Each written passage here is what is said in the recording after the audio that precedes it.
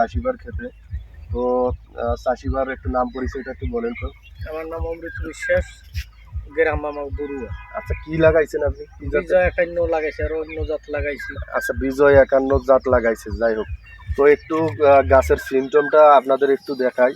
গাছটা দেখেন কীরকম টাইপের আছে, দেখেন যেটা ছটকা পোক বা শোষণকারী পোক, এছাড়াও আরও দেখা যাচ্ছে কি থ্রি ফস পোকা যেটা বলে। আর আরও একটা জিনিস দেখেন, এই গাছের দেখা যাচ্ছে অনেক সময় উইন্ডল মানে লিমাটোডোর যে পোকাটা থাকে এই ধরনের দেখা যাচ্ছে কি থাকলে পরে অনেক সময় ক্ষতি হয়ে যায়।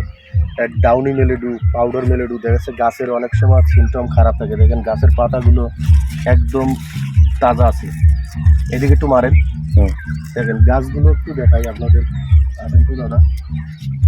দাদা, গাছের বয়স কতদিন হতে পারে? 35-40 দিন। আচ্ছা, 35-40 দিন। দেখেন 35-40 দিনে একটা জিনিস আপনাদের দেখাই। গাছটা একটু এখানে একটু দেখান, এই যে এদিকে একটু দেখান, এদিকে নিয়ে আসেন। দেখেন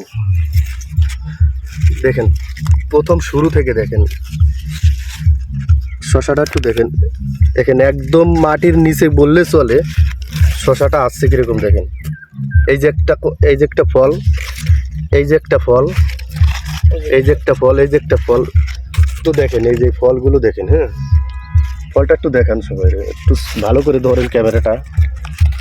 দেখেন তো আর একটা বিশেষ গুণ আছে। দেখেন এই যে প্রচণ্ড শীত পরে দেখেন এই যে ডোরা ডোরা যে ইগুলো আছে, এই ডোরাটা মানে হচ্ছে হলো দেশি শসার মতন একটা স্বাদ আসবে। হ্যাঁ, আর দেখেন কালারটা যেহেতু শীতের সময় প্রচণ্ড কালো টাইপের হয় শসাগুলো, তো প্রচণ্ড কালো টাইপের না, দেখা যাচ্ছে একটু ফ্যাকাশে কালারের মতন আছে। এটা হচ্ছে ফ্যাকাশি কালার থাকার কারণ হচ্ছে এটা হলো বেশিরভাগ দেখা যাচ্ছে দেশি শসার মতন একটা স্বাদ আসে। ঠিক আছে, আর দেখেন গিটে গিটে ফলন। হ্যাঁ, গিটে গিটে ফলন।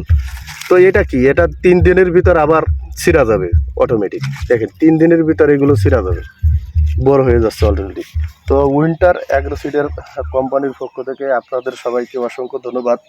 তো পাশে থাকবেন এই আশা রাখি। তো উইন্টার সিড। হ্যাঁ, ধন্যবাদ।